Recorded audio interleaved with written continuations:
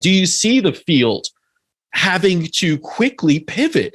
Or is it going to be this strong force as it is now that says, no, conventional medicine is here to stay. We're actually going to clamp down even further with the FDA, with everyone else against this, as you've seen some of this go down. Even some of the approaches are now being taken off. FDA is looking at things like NAC and and scaring that.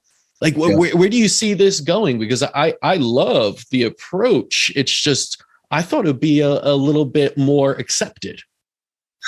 No. See, am I naive in that? Well, no. I mean, it's all money driven. It's just all money driven. Yeah. So on one side, if you can get people to reorient their lifestyle, like Bezos didn't buy Whole Foods because he cares about organic food. He did it because it's a good business. Mm-hmm. So the big boys are buying businesses. They're buying supplement companies. Right. And they're buying them because people are going that way. And they have the real clout. So if Thorne is now owned by a big pharmaceutical company, and there's lots of them are going that way, that I think that's actually good, because they are supplying people that are good products, and those guys are making the money, and they're going to keep that environment open for those things because that's good business for them. And they're going to run their other business fine. And if we can just redirect people toward, if you don't buy glyphosate, they're not going to keep selling it. Mm-hmm. And if you buy organic food, there's going to be more people around who do it. And so I think that as this, and then as we go along, we are also being more and more able to prove the worth and the value of what we've got. And now you look at this whole peptide world. Now, these pharmaceutical companies are very embedded in peptides and their use. And some of these are just tremendous therapies. And now they're being used with diabetics, and they work. So I think that the way it's going to go is it's going to be driven by the money and where are people going. And as we educate more and we keep going, that we have a chance. And sometimes we get beat down, which happened with this last epidemic. They beat it down, but the groundswell is coming. The scientific proof is coming. Some of the major players in this thing are real standard, normal guys, heads of, professorships at major universities. And they're going like, this isn't true, and this isn't true, and this isn't true. And they're like, okay.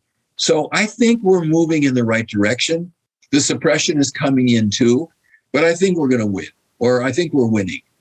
Well, I think the good thing here is that even though you have an embedded industry that's very strong, has political lobbyists and everything like that, at the end of the day, medicine is still driven by the patients, by where their demand goes, where they're willing to put their money, their effort, who they're willing to see.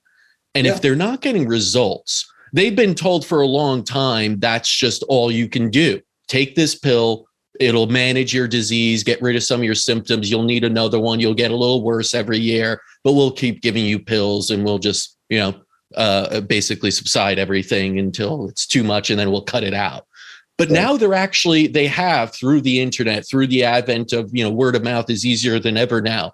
They're hearing that there was someone else in my position that got better doing something else at Dr. Minkoff's office, at Dr. Schultz, at these other clinics around the world, Paracelsus, Sophia, all of these. Yeah. And that word of mouth is driving people to take their dollars and their time and go to them.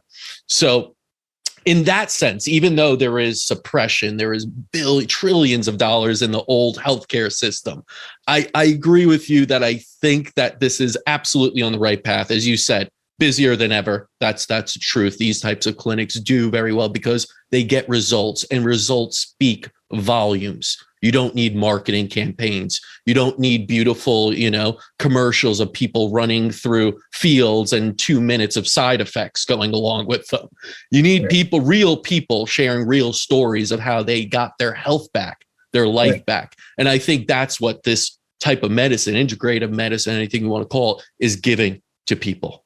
Yeah. And so that's the beauty. And I think, that's where I do get hope out of everything, even though there's censorship, there's pushback, there's, veils are being lifted at the same time during this. So let's stay on that hopeful note. And this isn't new. You go back to Pasteur, and he was the standard guy, and he said, this is how it is. And then you have Bouchon coming in and say, no, that's not how it is. And there was a war going on then. This is just human beings. This is just, it's human nature. It's from the dawn of time. This is how we've acted in a sense. And we correct ourselves. We see our wrongs. We move on. There's some strife in the change always, but we evolve. Right. We always have. And I think we're at that point where we're going to need to evolve.